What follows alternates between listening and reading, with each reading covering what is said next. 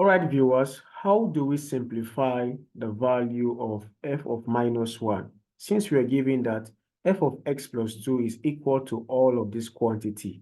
Now, I will take you through this process one step at a time. And let us go back to what we are given. We're given that f of x plus 2 is equal to 2x squared plus 7x minus 5. And now we want to find f of minus 1, which is unknown. Now, how do we do this? Think of it this way. What value of x will be here such that when you add 2 to it, you'll get minus 1? I repeat again. What value of x should be here such that when I add 2 to it, I'll get minus 1? Now let's think of a number. If you make x to be 3, for instance, when you add 2 to 3, you will get 5. And of course, you want to get minus 1.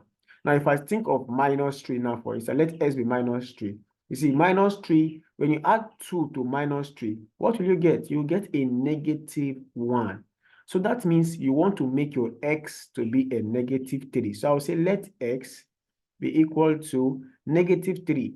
So of course, I'll go ahead and plug in x to be negative 3 for everybody here. So I have f of negative 3 plus 2. That is my x. So I have here to be 2 into negative 3 squared, right? Then plus 7 into negative 3 minus 5. And now you can see that minus 3 plus 2 should give me minus 1. And that is what I am looking for. So now we can go ahead and simplify this guy. So I have 2 into minus 3 squared is 9.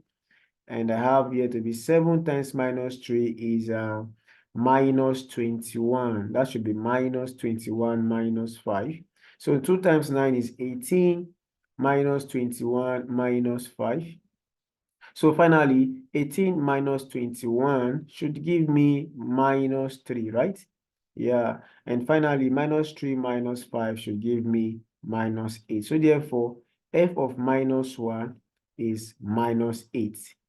So thank you very much for watching. See you in the next class and have a wonderful day. Bye-bye.